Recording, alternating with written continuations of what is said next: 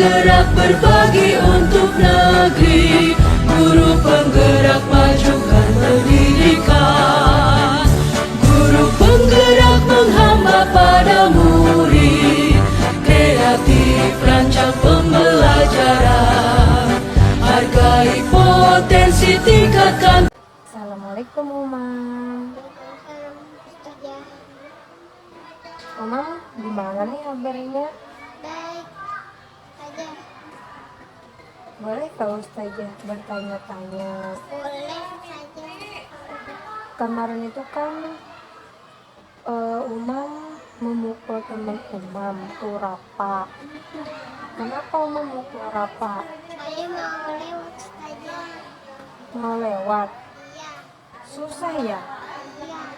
Ustazah dapat merasakan bagaimana perasaan Umam ketika lewat terus tidak bisa lewat terhalang teman. Itu kan nggak memukul teman, bisa aja Umam lewat, bisa kan? Nah sekarang Ustazah mau mengajarkan Umam nih gimana caranya lewat tapi tidak perlu memukul teman. Mau diajarkan? Iya. Umam kan tahu kalau kita memukul orang itu dapat merugikan teman. Rafa jadi sakit, terus Rafa nanti merasa nggak mau berteman dengan Umam. Mau kayak gitu? Tidak. Tidak mau kan? Iya. Nah kan Umam ingat tuh ada lagu tanganmu yang mungil jagalah, jagalah, jangan sampai memukul yang salah, karena kau diawasi oleh Allah yang esa. Tanganmu yang mungil jagalah, jagalah. Ingat sudah? Nah tangan itu untuk apa? Untuk apa? Untuk makan, untuk menulis, tidak ada untuk memukul, ya kan? Iya. Nah, Umam pasti tahu ya kalau kita berbuat salah itu harus bilang apa sama temannya. Maaf. Minta maaf ya. Mau minta maaf sama Rafa. Mau. Oke, hari ini nanti Umam minta maaf sama Rafa dan tidak mengulangi lagi seperti itu ya. Iya.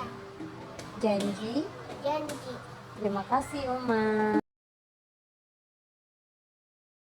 Umam, tadi kan di kelas kita main-main. Nah terus Ustazah lihat Umam tadi merengek-rengek waktu selesai bermain. Itu kenapa Umam merengek-rengek, ngomel-ngomel? Saya mau bermain. Senang bermain? Iya. Senang ya main? Iya.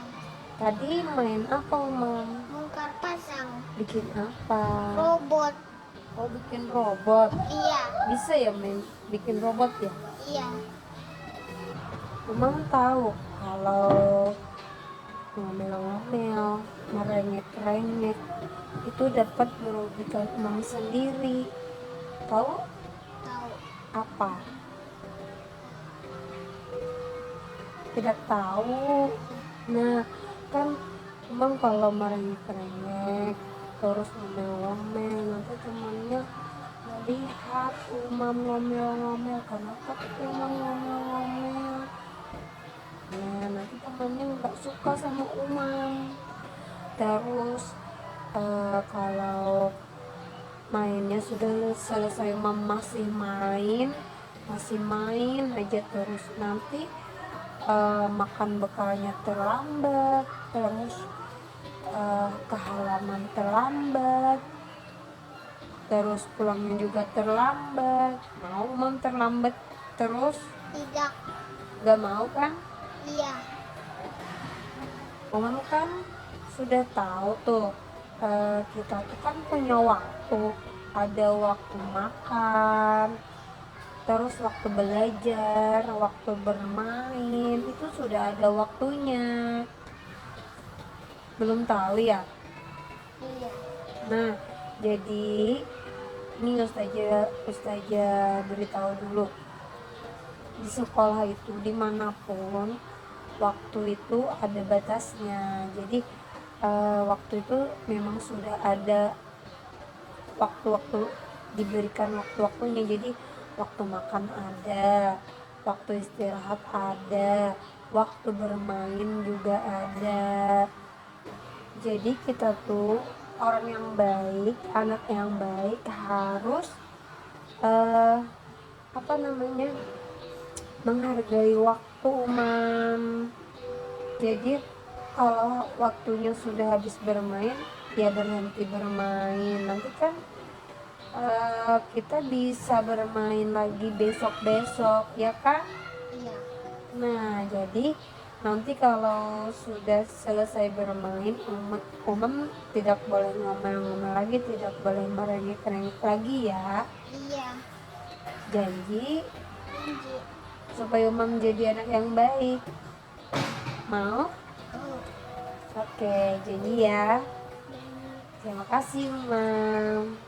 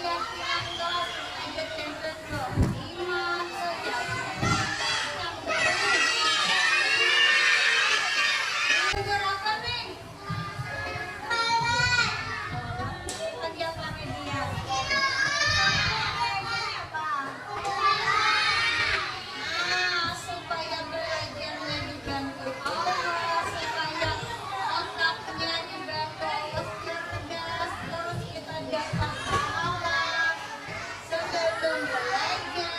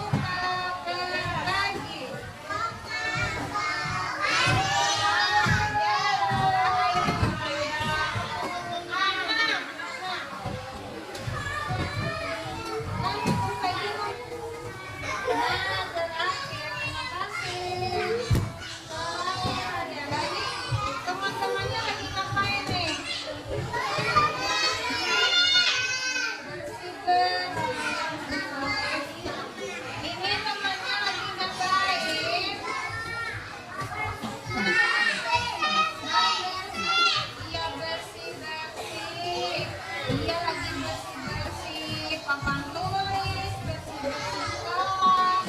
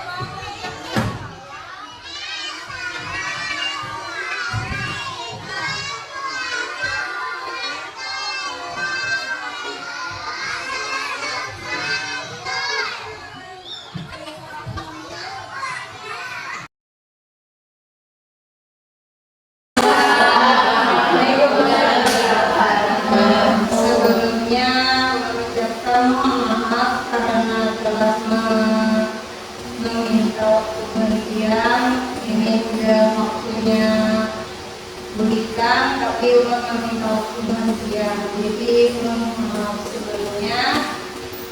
Seterusnya ulang juga ucapkan terima kasih banyak karena bahagia mau menolongi ulun, mau mengikuti pemenuhan ini tugas ulun, yaitu penugasan modul 1.4. Jadi ini tugas CGP yang mana sudah sebelumnya kayak Ustaz diskusi PJMI sudah dilakukan, tapi karena ini tugas kami jadi terpaksa untuk dilakukan.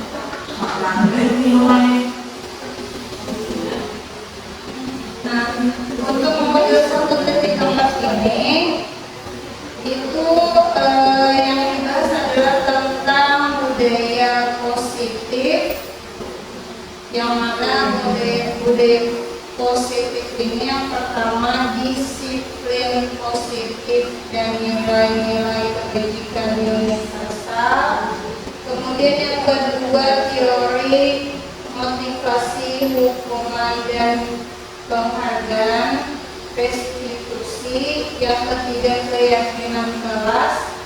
Yang keempat kebutuhan dasar manusia dan dunia berkualitas.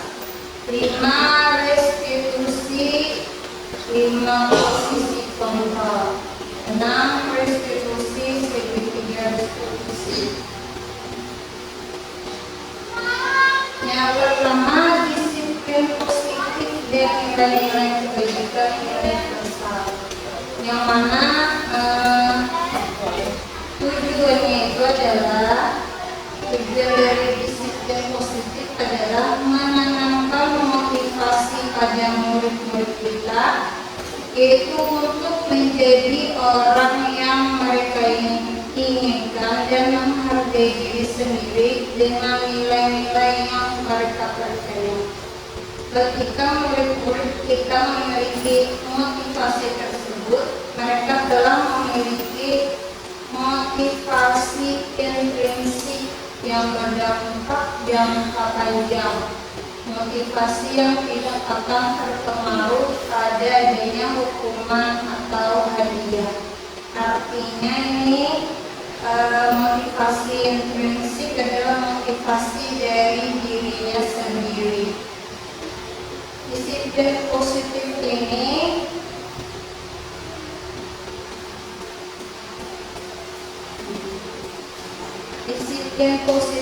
dan nilai kebajikan universal ini ada pun nilai-nilai kebajikan yang ingin kita capai oleh setiap anak Indonesia yang kita kenal dengan profil pelajar Pancasila, yaitu beriman, bertakwa kepada Tuhan Yang Maha Esa dan berakhlak mulia, bernalar kritis, bergotong royong, mandiri, berkebinekaan global, dan kreatif. Kalau yang beriman, bertakwa kepada Tuhan Yang Maha Esa, itu memang tujuan kita semua. Bernalar kritis juga sudah kita laksanakan untuk anak-anak kita. Kemudian bergotong royong juga sudah kita lakukan kepada anak-anak kita ketika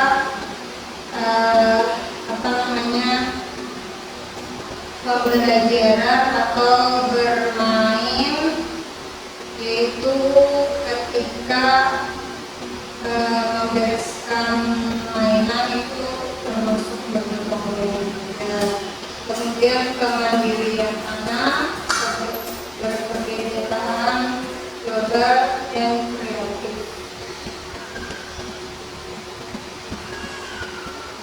Di sini ada teori motivasi, hukuman, dan penghargaan restitusi. Yeni Gusten dalam bukunya Restructuring School Discipline menyatakan ada 3 motivasi perilaku manusia, yaitu untuk menghindari ketidaknyamanan atau hukuman, kemudian untuk mendapatkan imbalan atau penghargaan dari orang lain, yang ketiga untuk menjadi orang yang mereka inginkan dan menghargai diri sendiri dengan nilai-nilai yang mereka percaya.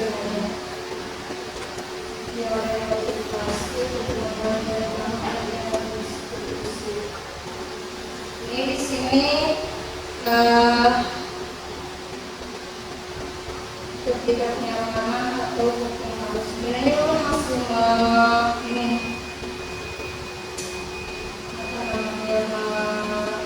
menjalani ilmu motivasi hukuman yang diskusi.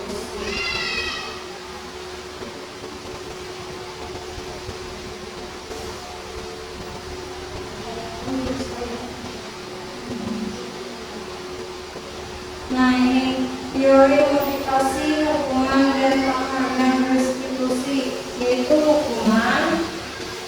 Maksud dari hukuman itu yang pertama adalah sesuatu yang menyakitkan harus terjadi. Kemudian tidak nyaman untuk murid atau anak yang mana untuk jangka waktu panjang. Dan kemudian korban mendapatkan keadilan, murid atau anak akan tersakiti, dan perilaku pasif agresif meningkat. Jadi kalau hukuman itu membuat perilaku anak lebih pasif dan agresif semakin meningkat.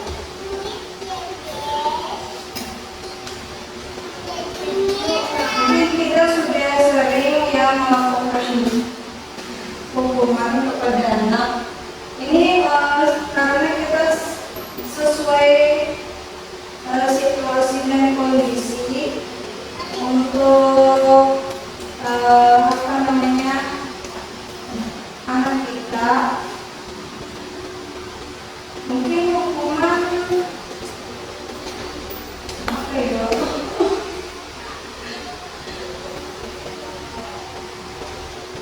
Yang hukuman itu adalah sesuatu yang membuat anak merasa tidak nyaman.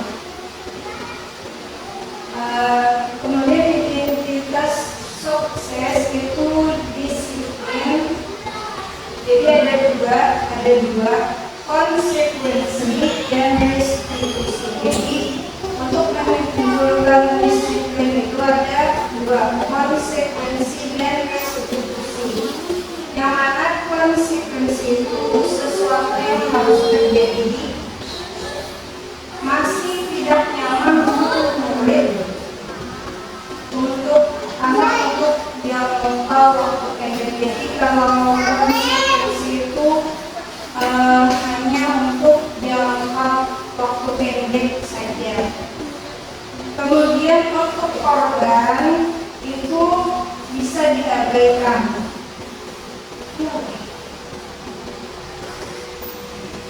Kemudian untuk murid atau anak dibuat tidak nyaman, nah itu adalah konsekuensi. Dan penguatan hanya bertahan dalam jangka waktu pendek saja, jadi ada berkepanjangan kalau konsekuensi ini menurut teori motivasi. Kalau restitusi itu merupakan pilihan. Jadi anak dikasih pilihan. Kemudian menguatkan untuk murid atau anak dalam jangka waktu panjang. Jadi ini kalau restitusi itu menurut teori motivasi hukuman dan penghargaan restitusi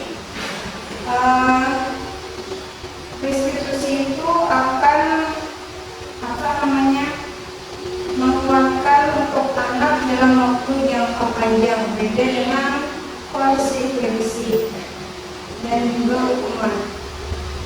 Terus restitusi itu untuk korban mendapatkan ganti, murid atau anak mendapatkan penguatan, dan masalah anak terpecahkan.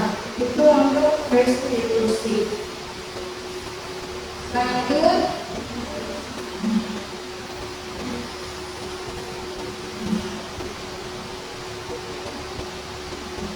Nah, ulang pertanyaan. Kalau membersihkan coretan yang dibuatnya di meja tulis itu hukuman atau konsekuensi? Konsekuensi. Kemudian kalau lari mengelilingi lapangan basket 2 kali karena terlambat hadir di sekolah itu hukuman atau konsekuensi?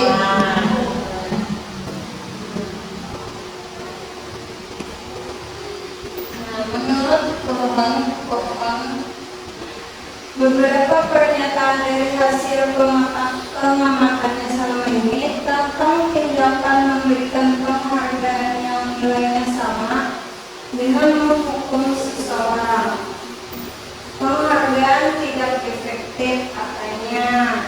Penghargaan merusak hubungan. Penghargaan menurunkan kualitas. Penghargaan mematikan kreativitas. Penghargaan menghukum. Ini menurut saya juga untuk penghargaan itu kalau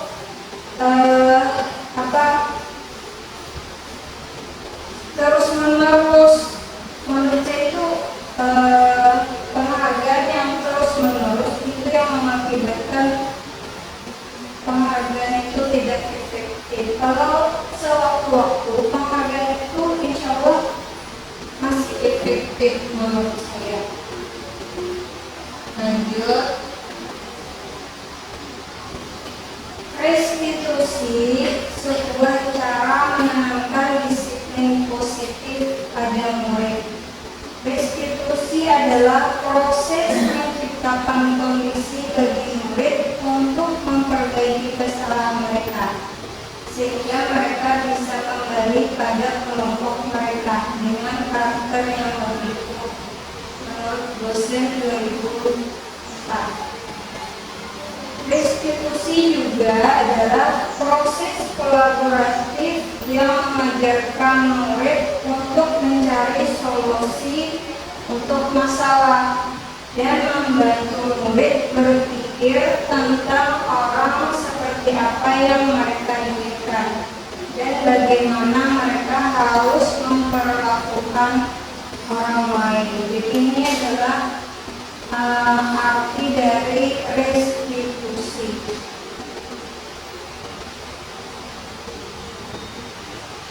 Yang ketiga, keyakinan kelas.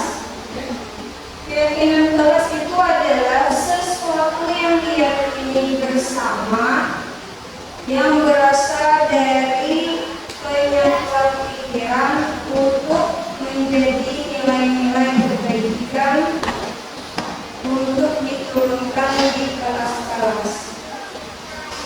Keyakinan kelas bersumber dari nilai-nilai positif yang dimiliki murid, harapan yang diinginkan murid, dan harapan guru pada murid. Keyakinan kelas berupa kalimat positif, lugas, mudah dipahami, dan bisa ditinjau untuk dikembangkan. Jadi di sini kita semuanya sudah memiliki keyakinan kelas masing-masing. Di sini contohnya ada buat karena ini pengumuman.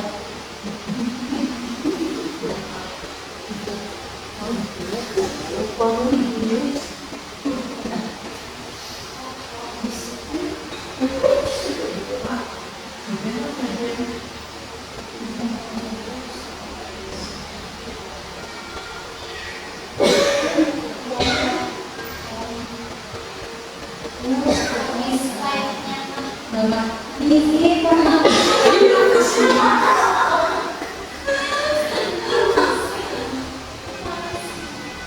Ini dokumentasi penerapan manajemen kelas. Nah, kebutuhan dasar manusia dan dunia berkualitas. Yang pertama, bertahan hidup. Ini kebutuhan dasar manusia. Pertama, bertahan hidup atau survival. Hal ini bersifat fisiologis seperti kesehatan, rumah, dan makan. Komponen psikologisnya adalah merasa aman. Dalam pemenuhannya, kadang manusia bisa atau terpaksa melakukan hal mungkin bertentangan dengan nilai keyakinan yang dimilikinya. Yang kedua, kebutuhan dasar manusia adalah cinta dan kasih sayang. Bahasa Inggrisnya agak berbeda. Ini disebut dengan kebutuhan psikologis yang meliputi kebutuhan akan koneksi sosial, memberi dan menerima kasih sayang, dan merasa menjadi bagian atau tergabung dengan sebuah kelompok. Orang atau anak-anak yang memiliki kebutuhan dasar kasih sayang yang tinggi biasanya ingin bisa diterima oleh lingkungan sekitarnya, baik orang tua, teman, guru, dan lingkungannya secara umum. Itu seperti mungkin anak kita yang ini kurang kasih sayang, itu apa namanya sangat terlihat bagaimana kehidupannya di kelas. Sangat berbeda dengan anak yang kasih sayangnya terpenuhi. Jadi kalau di kelas kita tuh ada anak yang orang tuanya mungkin tidak lengkap atau orang tuanya sibuk, dia akan mencari kasih sayang kepada gurunya. Jadi dia akan berulang-ulang di kelas.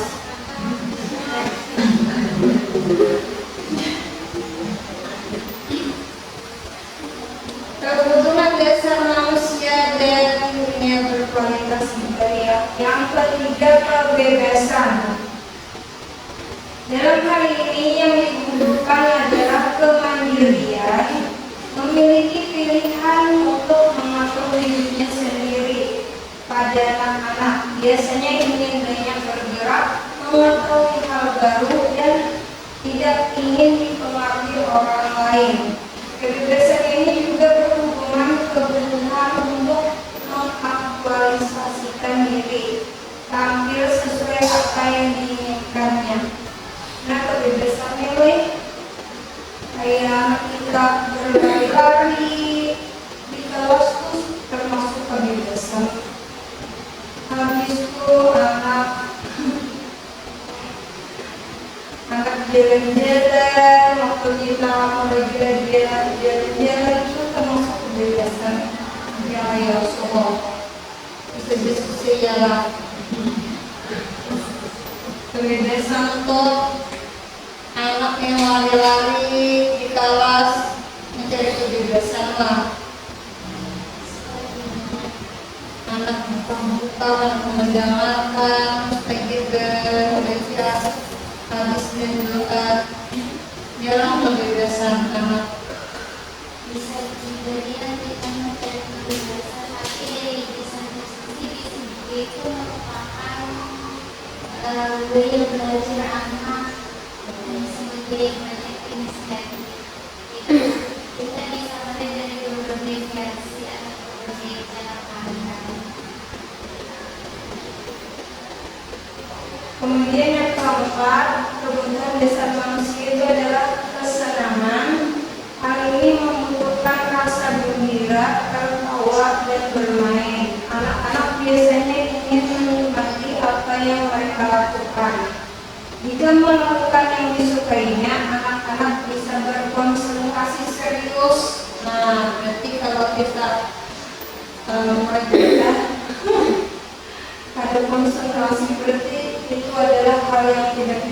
anak-anak.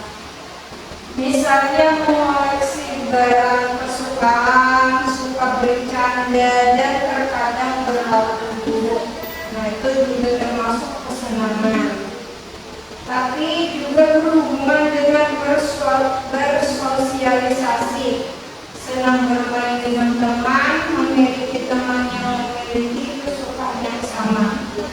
Itu adalah kebutuhan dasar manusia. Yang kelima, kekuasaan atau kekuasaan. Dalam hal ini biasanya orang ingin dianggap berharga, mampu membuat perbedaan, mendapat kemampuan orang lain, dan dihormati. Anak-anak yang seperti ini biasanya ingin menjadi pemimpin. Jadi kalau teman-temannya di kelas itu apa yang dia tidak inginkan, dia tidak sukai, dia akan berbuat hal yang tidak kita inginkan, misalnya memukul. Itu bisa adalah kekuatan, memiliki kebutuhan dasar kekuatan, kekuasaan. Lanjut, ini 5 posisi kontrol.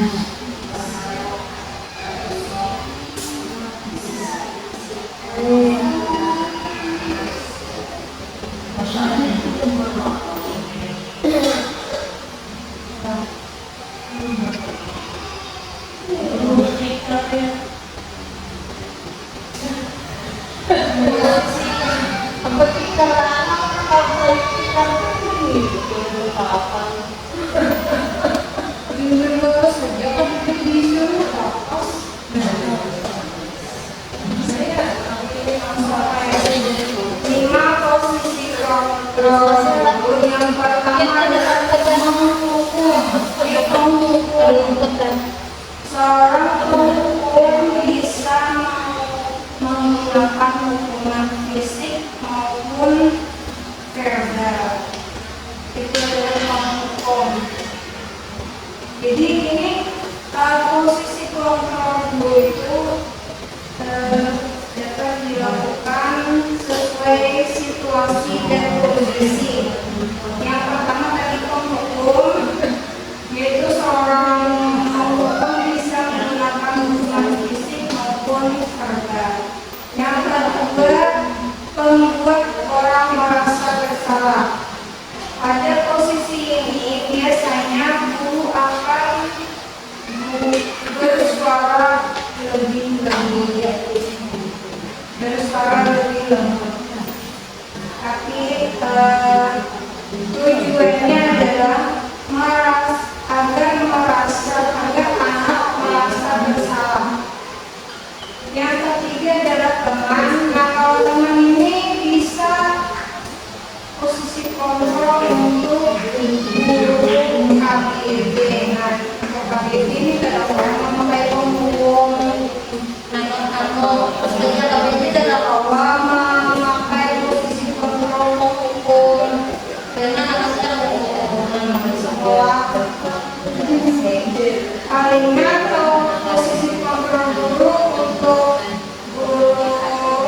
itu teman.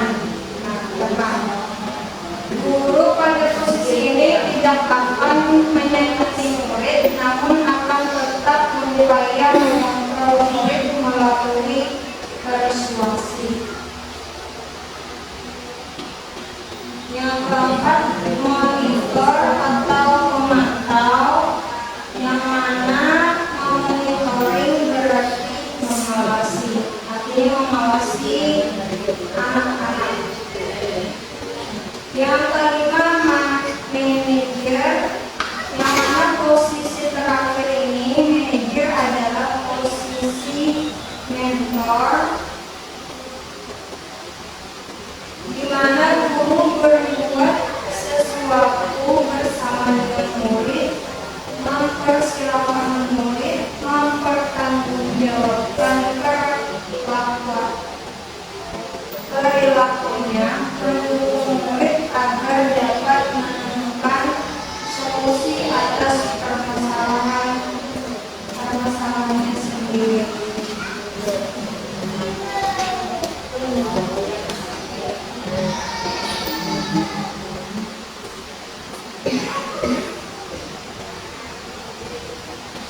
Nah ini 5 posisi kontrol yang kita bisa lihat di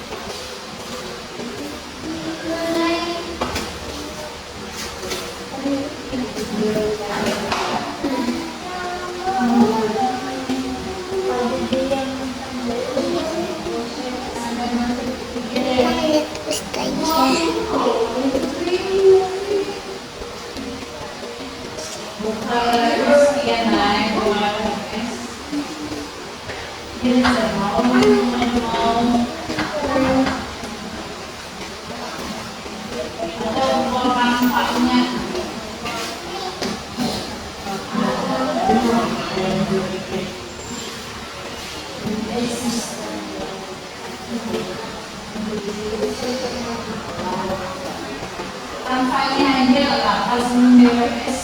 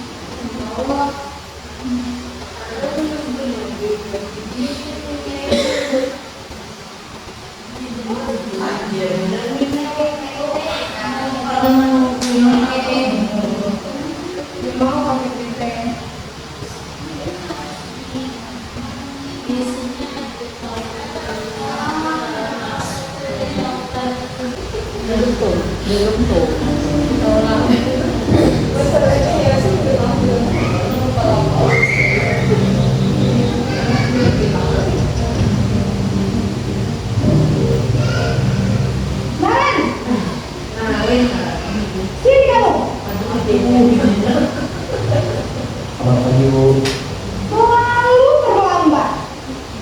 Kamu deh pasti terlambat. Aku, saya, Apa? Apa coba? Alasan kamu apa lagi?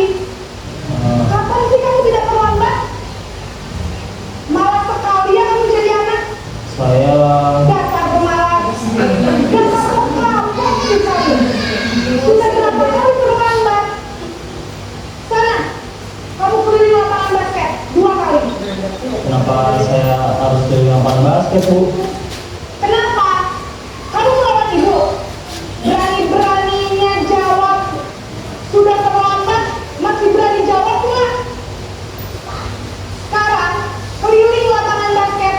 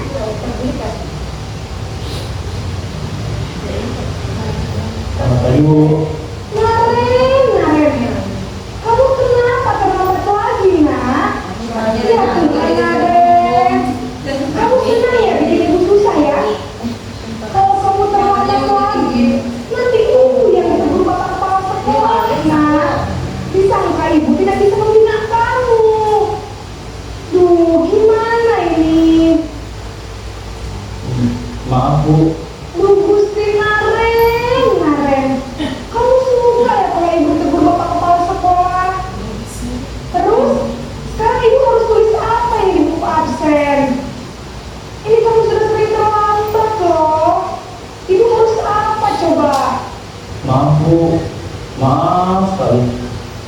Ya sudah, lain kali jangan bikin ibu susah lagi ya nak ya. Ibu tidak akan kuat lagi kalau kamu begini terus. Bisa jantungan kalau ibu ditegur bapak kepala sekolah. Sekarang cepat, Ros. Maaf ya Bu. Maaf sekali. Posisi pembuat rasa bersalah berbicara dengan nada tenang.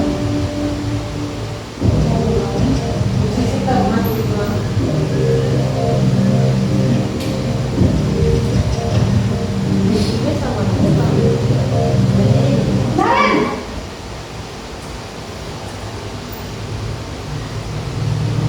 Selamat pagi Bu. wah sudah jam berapa nih nak? Ya. Iya Bu. Habis ibu saya lupa membangunkan saya Bu. Kamu malah menyalahkan ibu kamu. Kamu bukannya anak yang larinya paling kencang. Kok terlambat sih? Iya Bu. Saya memang lambat bangun tadi. Jadi biarpun saya lari kencang, tetap gak kekejar Bu. Ya sudah sana. Nanti lain kali larinya lebih kencang lagi ya. Biar gak terlambat lagi. Bikin senang ibu.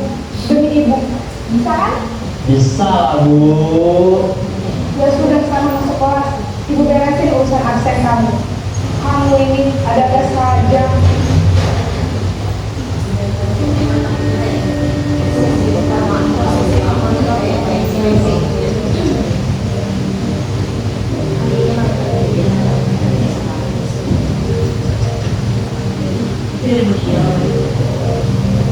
Naren,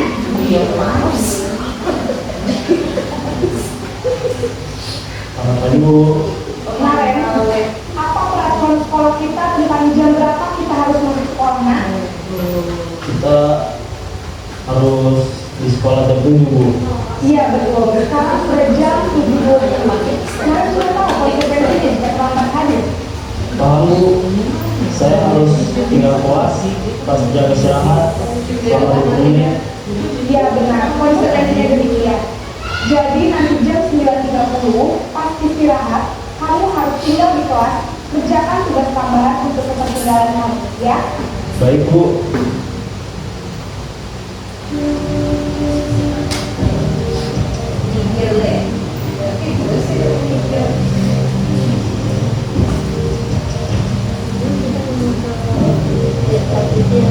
Naren,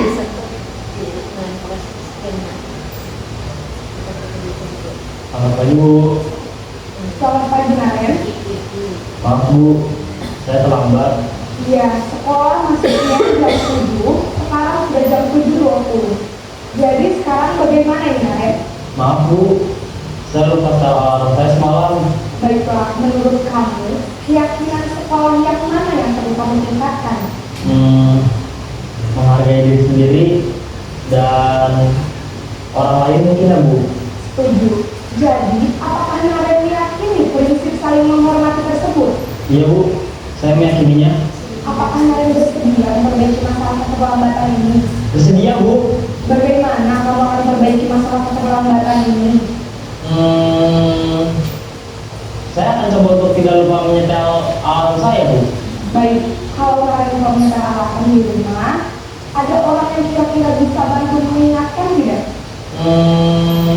Ada Bu, kakak saya, Kak Emma. Ada lagi selain Kak Emma? Selain Kak Emma, ada ibu saya. Baik, jadi yang mengingatkan Naren adalah Kak Emma dan ibu kamu ya? Kira-kira akan mulai start alarm kapan nih Naren? Setelah pulang sekolah, akan segera saya lakukan. Baik, jadi Naren akan setel alarm untuk bangun besok pagi dan akan diingatkan oleh kakak dan ibu dan Naren ya.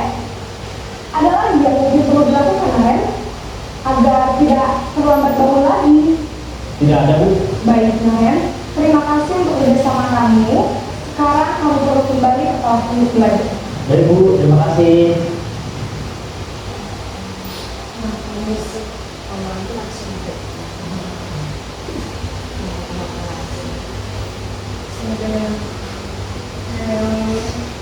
Jadi yang kelima tadi manajer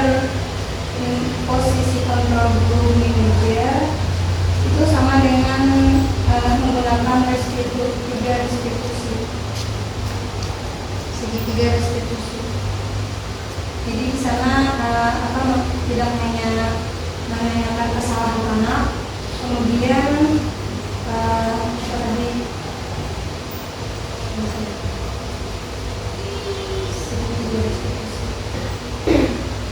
Jadi di sini 3 restitusi itu ada di posisi kontrol manajemen tadi. Jadi di sana gurunya tadi menstabilkan identitas yang kita semua akan melakukan hal yang terbaik yang bisa kita lakukan. Kemudian yang kedua, validasi tindakan yang salah. Jadi terlibat juga di sana. Dan yang ketiga, menanyakan keyakinan kelas dan memberikan solusi-solusi kepada anak. Nah, jadi itu adalah segitiga institusi yang terdapat di posisi kontrol manajemen.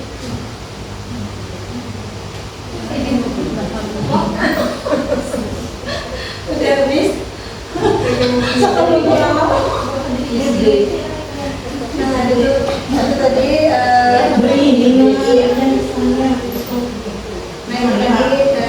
dapat saya sampaikan. Semoga apa yang saya sampaikan tadi dapat menjadikan pelajaran atau dapat dilakukan di sekolah. Yang pertama itu segitiga restitusi untuk anak TK ya. Anak TK itu kesulitannya ada di bahasa menurut saya, karena sudah dicoba anak-anak TK itu untuk pemahaman kalimat saja anak-anaknya penuh perjuangan. Apalagi untuk menjawab pertanyaan-pertanyaan. Kalau untuk anak SD itu lebih mudah. Mungkin itu saja yang dapat saya sampaikan. Terima kasih banyak atas kesempatan dan kehadiran yang seberatan. Mohon akhiri. Assalamualaikum warahmatullahi wabarakatuh. Waalaikumsalam warahmatullahi wabarakatuh.